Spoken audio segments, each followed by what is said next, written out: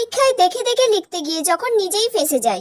যা কোয়েশ্চেন এসেছে মোটামুটি আমি তো কিছুই পারবো না, কি যে করব। বাবা, দিশা এবারে ওরকম খাতাটা খুলে লিখছে, কি ব্যাপার?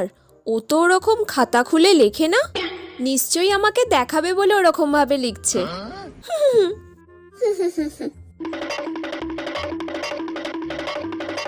আজকে তো আমি সব কোয়েশ্চেনের অ্যান্সার দিয়ে দিয়েছি। দিশা আমাকে এই প্রথমবার সব কোয়েশ্চেনের অ্যান্সার দেখালো। দিশা মনে হয় খুব ভালো মেয়ে হয়ে গেছে। রে দিশা, আজকে তুই ওরকম খাতাটা খুলে খুলে লিখছিলিস? তুই তো সবসময় চাপা দিয়ে লিখিস। হ্যাঁ, চাপা দিয়ে লিখে কি করব? আজকে তো চাপা দিয়ে লেখার কোনো দরকারই ছিল না, কারণ 4টে সেটের কোয়েশ্চেন হয়েছে। তোর কাছে যে কোয়েশ্চেন পড়েছে আমার কাছে তো সেই কোয়েশ্চেন পড়বে না নিশ্চয়ই, কারণ আমরা দুজন পাশাপাশি বসেছি। কোয়েশ্চেন যখন এক নয় তখন চাপা দিয়ে লেখার কোনো দরকারই নেই। বলে আমি যে ওর খাতাটা পুরো কপি করলাম, আবার পরীক্ষায় ফেল।